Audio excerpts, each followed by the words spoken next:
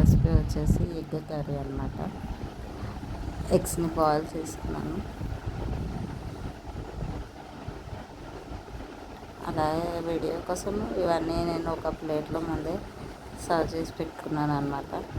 Onions, టమాటాలు, కరివేపాకు, కొత్తిమీర. తర్వాత ఒక బాండి పెట్టుకోవాలి. బాండి వేడయ్యేలోపు ఇవన్నీ చేయించాను అనమాట. అంటే కట్ చేసుకున్నాయన్ని.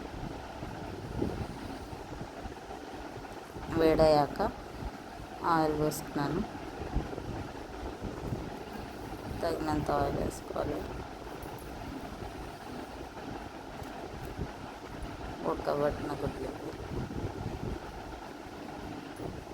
ఆనియన్స్ వేసుకోవాలి. ఆనియన్స్ వేగిన తర్వాత తొందరగా వేగడం కోసం కొంచెం సాల్ట్ వేసుకోవాలి. కరివేపాకు, నెక్స్ట్ ఎల్లిపాయలు వేసుకున్నాడు. పసుపు, masala,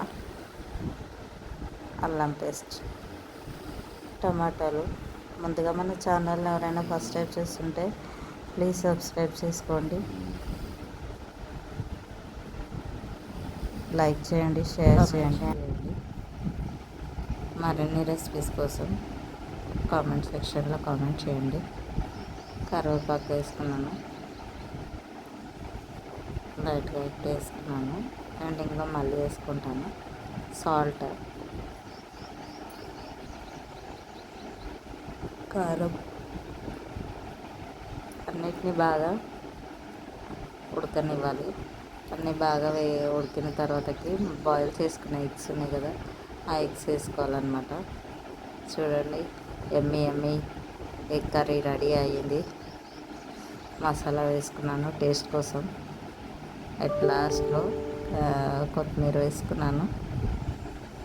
and tasty egg curry ready అయిపోయింది. మన ఎగ్ కర్రీ ఇప్పుడు అన్నంలో వేసుకొని తింటే అదిరిపోతుంది. అండ్ చపాతీలో కూడా బాగుంటుంది. Rice or chapati, egg is best. Thanks for watching. Please subscribe.